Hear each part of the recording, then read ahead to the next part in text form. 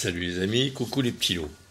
Alors, dans cette vidéo, je vais évoquer la dynamique et la définition des capteurs. Qu'est-ce donc que cela? Je vous en parle, mais juste après l'intro.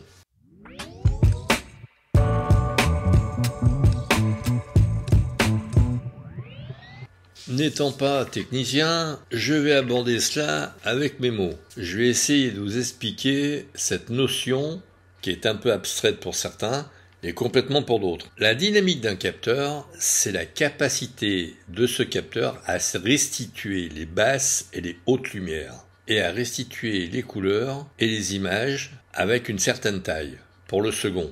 Un petit peu comme si l'on faisait du HDR et du daylighting en permanence, mais avec des fichiers normaux, de façon native, vous dispensant de ces réglages. Ce serait pas mieux? Moi je pense que si. C'est un petit peu comme si vous ne pouviez répondre à une question que par oui ou par non.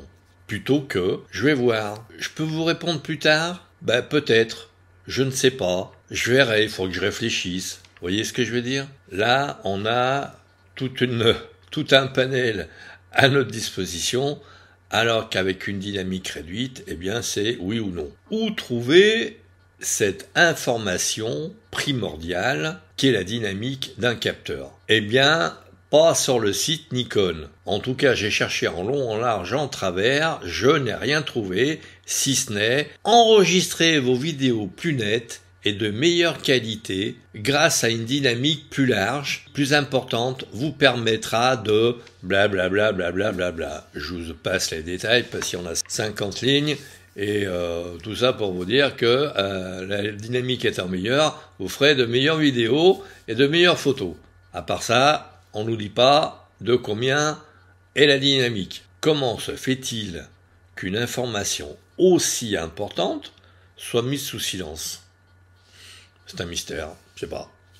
Pour la définition des capteurs, les journalistes nous rabattent les oreilles que 30, 40, il ne fait que 30 mégapixels, il ne fait que 40 mégapixels. Ce serait bien si on avait un 50 mégapixels.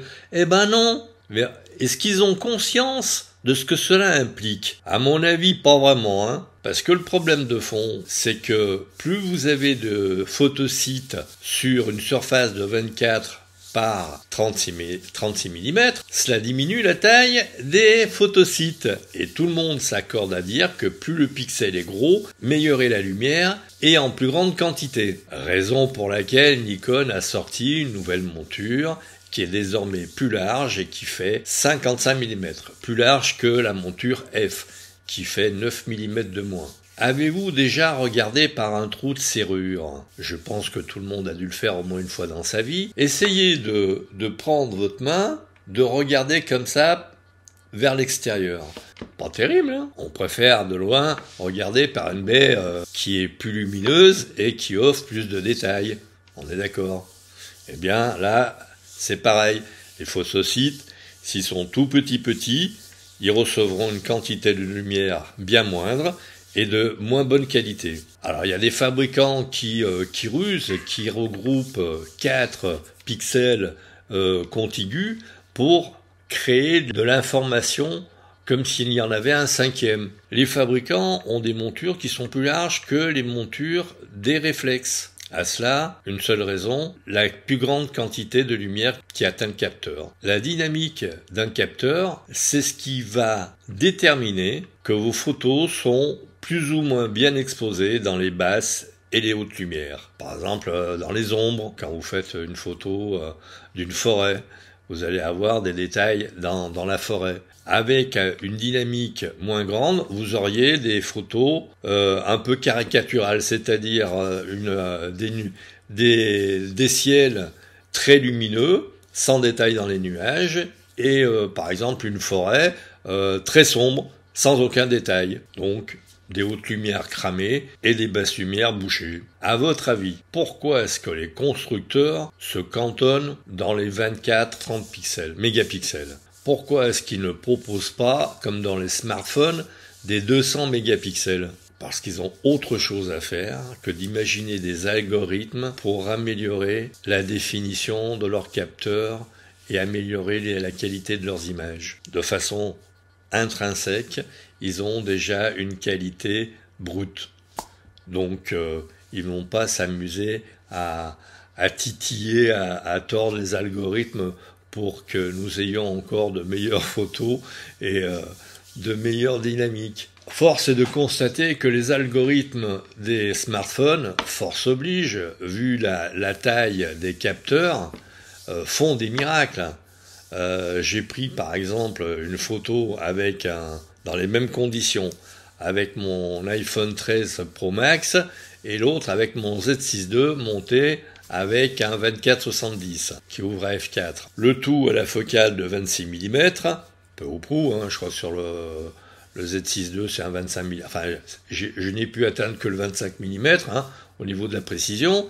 Tout cela pour dire que les deux photos visionnées à 400% sont quasi identiques, sauf que la photo de base du smartphone croustille un peu plus, et je vous dirai pourquoi après, mais on va dire que à décharge, la photo du Z6 II est quand même un tout petit peu plus nette à 400%. Pas de beaucoup, mais un petit peu quand même. J'ai toujours dit que si nous avions les algorithmes des smartphones sur nos boîtiers, on ferait des miracles. Mais ça vient tout doucement. On y arrive.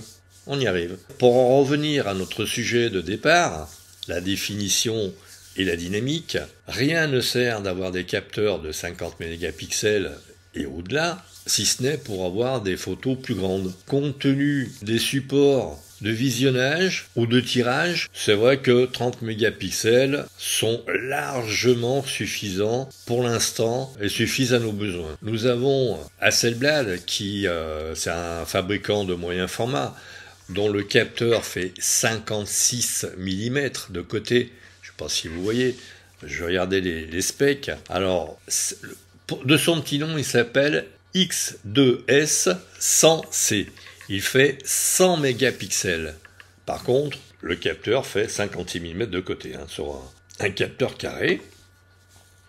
Il a une dynamique de 15 stops et fait des fichiers en 16 bits. Douceur des transitions sont certainement à l'ordre du jour avec la Hasselblad et un petit peu moins avec notre smartphone quand même. Tant mieux pour les possesseurs de smartphones qui profitent des avancées technologiques et font de superbes photos avec. Voilà les amis, pour vos prochains achats, je ne saurais trop vous conseiller d'être prudent, de rester dans la tranche 20-30 mégapixels. Au-delà, ça sert pas à grand-chose, si ce n'est à prendre des risques. D'ailleurs, on conseille de ne pas aller au-delà de f16 parce que le diaphragme, il y a un trou tout petit et ça commence à induire des aberrations. Donc c'est un petit peu comme les photosites, plus ils sont gros comme le diaphragme, plus la lumière rentre, plus elle est de bonne qualité, et comme à f16, plus c'est petit, moins bonne est la qualité de lumière enregistrée sur les capteurs. Si vous en avez la possibilité, demandez quelle est la dynamique du capteur. Si vous arrivez à avoir cette information, cela vous permettra de pouvoir faire vos achats en toute connaissance de cause. Voilà les amis, je ne serai pas beaucoup plus long. Si vous aimez mes vidéos, likez, partagez, abonnez-vous, faites abonner, faites du bruit autour de mes vidéos. Merci pour votre fidélité et puis à très vite pour une autre vidéo.